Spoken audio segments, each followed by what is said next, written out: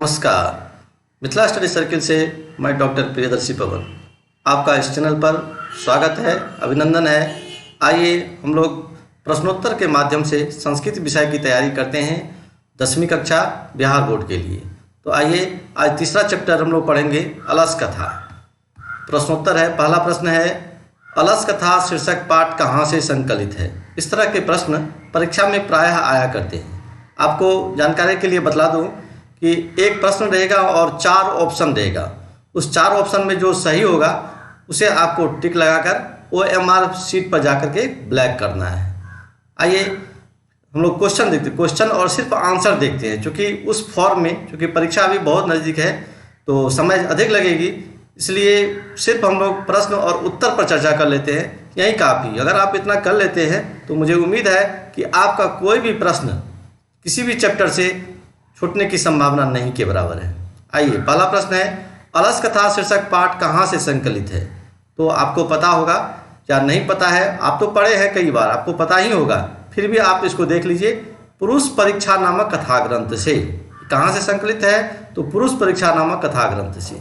दूसरा प्रश्न है पुरुष परीक्षा नामक कथा ग्रंथ के लेखक कौन है।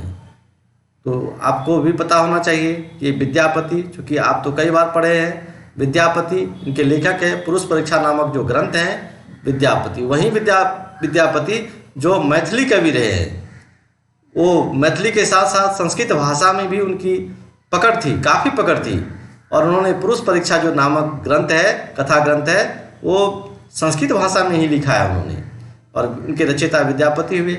आइए कौन था? अगला प्रश्न देखते हैं 3 नंबर, विद्यापति कौन थे। इस तरह से प्रश्न आपको पूछेगा विद्यापति कौन थे, तो लिखना पड़ेगा आपको 20 शब्दों में। तो विद्यापति लोकप्रिय मैथिली कवि थे। वे बहुत से संस्कृत ग्रंथों के रचयिता भी थे, यही उनका परिचय लिखेंगे। आइए अगला प्रश्न देखते हैं अलस कथा शीर्षक पाठ में क्या वर्णित है। इस तरह का प्रश्न प्रायः पूछा करता है। अलस कथा शीर्षक पाठ में क्या वर्णित है। अलस कथा शीर्षक पाठ में आलस नामक दोष का व्यंग्यात्मक शैली में निरूपित किया गया है। अलस शीर्षक पाठ में आलस नामक दोष का व्यंग्यात्मक शैली में निरूपित किया गया है। इसमें आलस को शत्रु रूप में माना गया है। क्या माना गया है? आलस को शत्रु रूप में माना गया है। और आपको इतना ही याद रखना है, जो इस प्रश्न का जो उत्तर होगा उसमें की पॉइंट जो है आलस नामक दोष है, व्यंग्यात्मक शैली है, और आलस को शत्रु रूप में माना गया है। बस इतनी बात रखेंगे तो आप अपनी भाषा में, आप अपने लैंग्वेज में भी इसको ढाल लेंगे, बस बात खत्म। आइए अगला प्रश्न देखते हैं हम लोग। पुरुष परीक्षा नामक कथा ग्रंथ में किसका महत्व वर्णित है। पुरुष परीक्षा नामक जो विद्यापति की रचना है, इसमें किसका महत्व वर्णित है। तो पुरुष परीक्षा नामक कथा ग्रंथ में विभिन्न मानव गुणों के महत्व का वर्णन और उसके दोषों के निराकरण की शिक्षा दी गई है। दोष का वर्णन है, विभिन्न मनुष्य में जो विभिन्न प्रकार के गुण होता है, चाहे वो गुण दोष भी हो तो दोष भी एक प्रकार का गुण ही होता है। तो पुरुष परीक्षा नामक कथा ग्रंथ में विभिन्न मानव गुणों के महत्व का वर्णन और दोषों के निराकरण की शिक्षा दी गई है। अगर मनुष्य के शरीर में, मनुष्य में कोई अवगुण है, दोष है, तो उसका निराकरण कैसे किया जाए, इसकी भी शिक्षा पुरुष परीक्षा नामक ग्रंथ में दी गई है। मतलब अगर कोई दोष है तो उसको दूर कैसे करेंगे, उसका समाधान भी दी गई है। इस तरह के बहुत कम ग्रंथ होते हैं जहाँ समाधान भी दिए जाते हैं। तो पुरुष परीक्षा नामक ग्रंथ ऐसे ही रचना है जिसमें विषय मुद्दा तो उठाया गया है और उसका समाधान भी दिया गया है।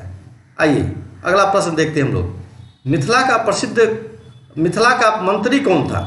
ये देखिए, ये कई बार परीक्षा में पूछा है। मिथिला का मंत्री वीरेश्वर मिथिला का प्रसिद्ध मंत्री हुआ करते थे। तो मिथिला का मंत्री कौन था?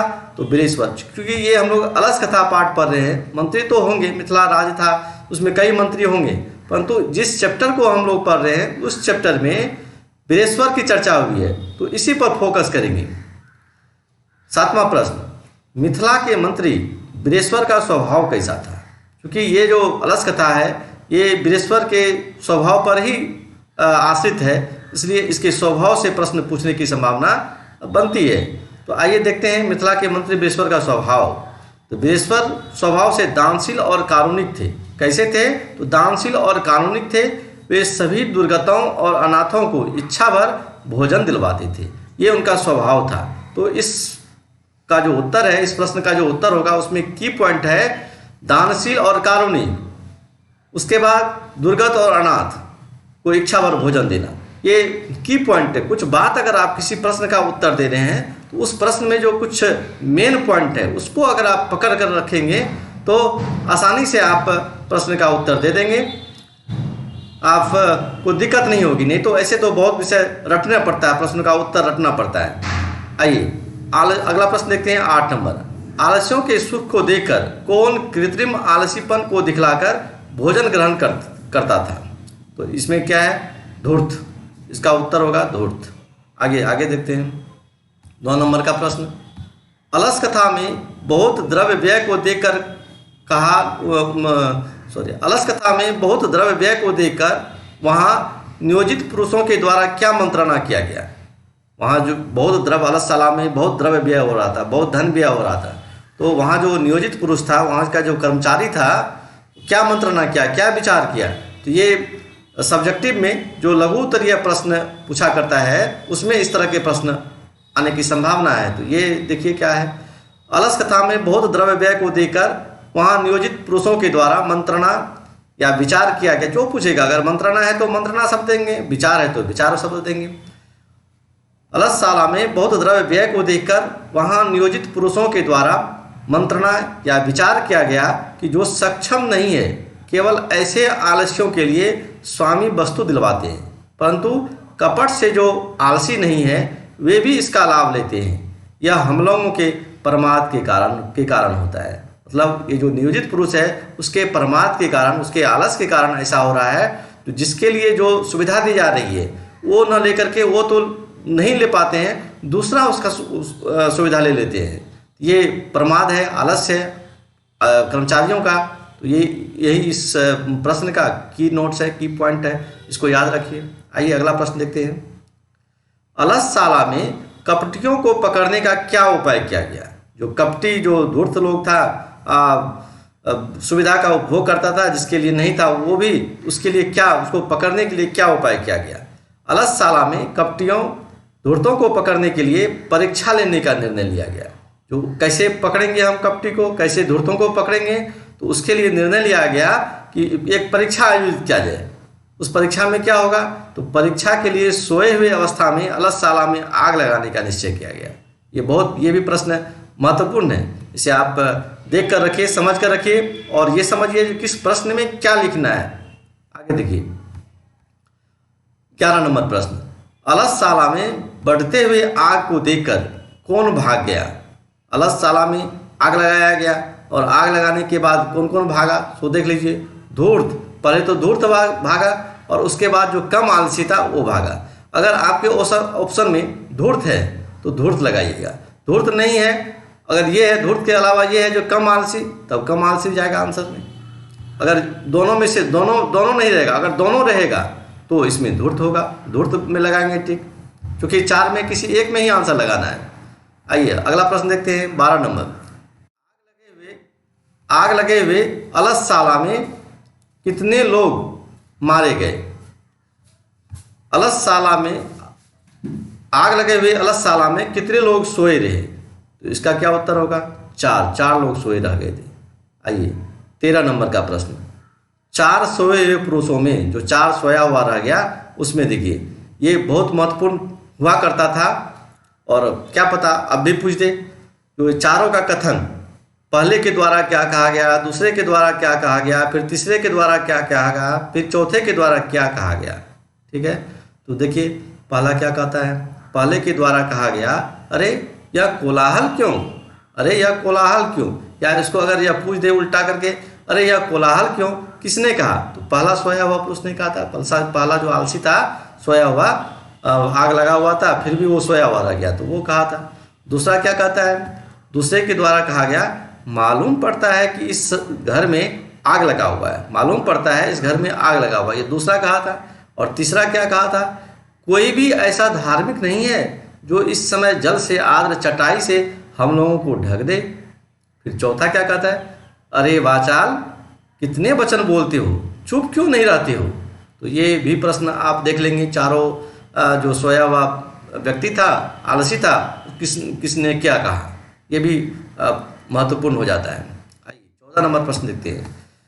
चारों आलसी किसके द्वारा बाहर किए गए? चार जो आलसी था किसके द्वारा बाहर किए गए? तो ये अलसशाला में जो नियुक्त पुरुष था उसके द्वारा बाहर किया गया। नहीं करता तो ये अलसशाला में जो नियुक्त पुरुष था उसको लगा अब तो कहीं जो घर में आग लगी हुई है, गिर जाएगा तो सब मर जाएगा, इसलिए जल्दी से इसको बाहर निकालो।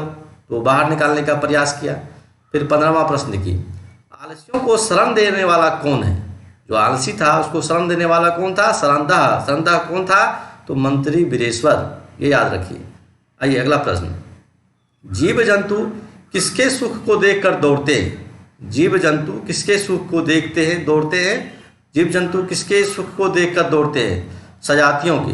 आप प्रश्न को बार बार सुनिए, प्रश्न सुनने से भी बहुत बात याद हो जाती है। 17वां प्रश्न। किसके इष्ट लाभ को देखकर बढ़े हुए तोंद वाले जमा हुए? बढ़े हुए तोंद वाले, हाँ, जिसको पेटफुल्ला सब कहते हैं, वो सब आकर के जमा हो गया था वो अलसशाला में। ठीक है, तो ये देखिए अलस पुरुषों के इष्ट लाभ को देखकर बढ़े हुए तोंद वाले जमा हो गए। इतना याद रखना है। आइए अगला प्रश्न देखते हैं हम लोग। 8वां, ये देखिए, ये है एक श्लोक है और श्लोक पर आधारित प्रश्न है। ये पूछता है बराबर। पतिरेव गति स्त्रीणाम बालानाम जननी गति न अलसानाम गति काचित लोके कारुणिकम विना। पतिरेव गति स्त्रीणाम, स्पष्ट है, पतिरेव गति स्त्रीणाम बालानाम जननी गति न अलसानाम गति काचित लोके कारुणिकम विना। इस श्लोक के आधार पर जो प्रश्न बनता है वह ऑब्जेक्टिव में सब प्राय पूछा करता है। तो स्त्रियों की, इस तरह से प्रश्न पूछेगा, स्त्रियों की गति होती है, 4 ऑप्शन दे देगा, पति, माँ, कारुणिक, इनमें से कोई नहीं। तो स्त्रियों की गति कौन होता है? तो पति होता है। तो पति उसमें है तो उसमें आप टिक लगा लीजिए। ठीक है। बालकों की गति कौन होती है? तो जननी को ही माँ कहते हैं। आलसियों की गति तो कारुणिक, जो करुणा से भरा हुआ है, दयावान है, वहीं आलस्यों की गति है। आप इस कहानी में भी पढ़ चुके हैं इस तरह की बात।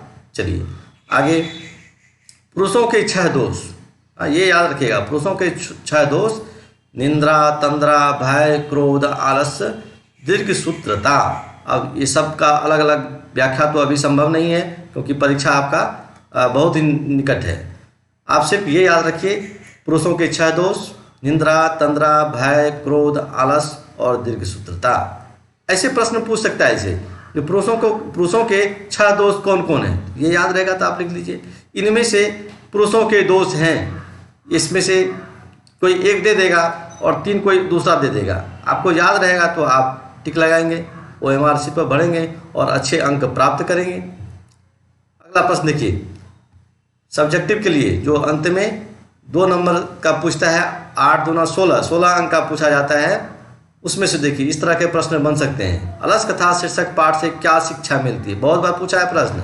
या क्या संदेश देती है? तो दोनों प्रश्न का समाधान लगभग एक ही तरह का है। क्या होगा इसका उत्तर? अलस कथा शीर्षक पाठ यह संदेश देती है कि आलस्य मनुष्य का महान रोग है। आलस्यों को प्रायः कोई सहायता नहीं करता है, अतः जीवन में आलस्य को सर्वथा त्याग देना चाहिए। जीवन में आलस्य को सर्वथा त्याग देना चाहिए। अलस कथा शीर्षक पाठ से यही शिक्षा मिलती है हमें। इसलिए आप ध्यान रखिएगा इस बात को, चूँकि परीक्षा भी अभी है और अभी आलसीपन अगर रखिएगा अपने जीवन में तो फिर परीक्षा पर तो उसका असर पड़ जाएगा। इसलिए आपके लिए भी आवश्यक है, परीक्षार्थियों के लिए तो विशेष रूप से आवश्यक है कि अलसशाला में जो शिक्षा दी गई है उस शिक्षा का लाभ उठावे और अपने जीवन में जो आलस्य रूपी दोष उत्पन्न हो गया है उसका सर्वथा त्याग कर दे। आइए हम लोग अगले प्रश्न पर बढ़ते हैं। चलिए, यही 20 प्रश्न था आज के लिए। फिर हम लोग अगले विषय को लेकर के उपस्थित होंगे। आप एक बार देख लीजिए क्या सब पढ़े हैं। तो ये प्रश्न देखिए, इसमें देखिए अलसशाला में बहुत द्रव्य है। फिर कई प्रश्न हैं। इस प्रश्न को चाहे तो आप नोट क्या करिएगा, नोट करने से आपको समय अधिक लग जाएगी। इसलिए आप ये करिए जो सब प्रश्न को बार बार सुन ही लीजिए, एक दो बार सुनिएगा काफ़ी है, क्योंकि आप कई बार इस चैप्टर को पढ़ चुके हैं। तो इसी के साथ आपको धन्यवाद देते हैं, क्योंकि आपने बहुत समय से पाठ सुना है और पहले भी सुनते आ रहे हैं, और आपको शुभकामना देते हैं कि आप अच्छे अंक से सफल हों। इसी के साथ धन्यवाद।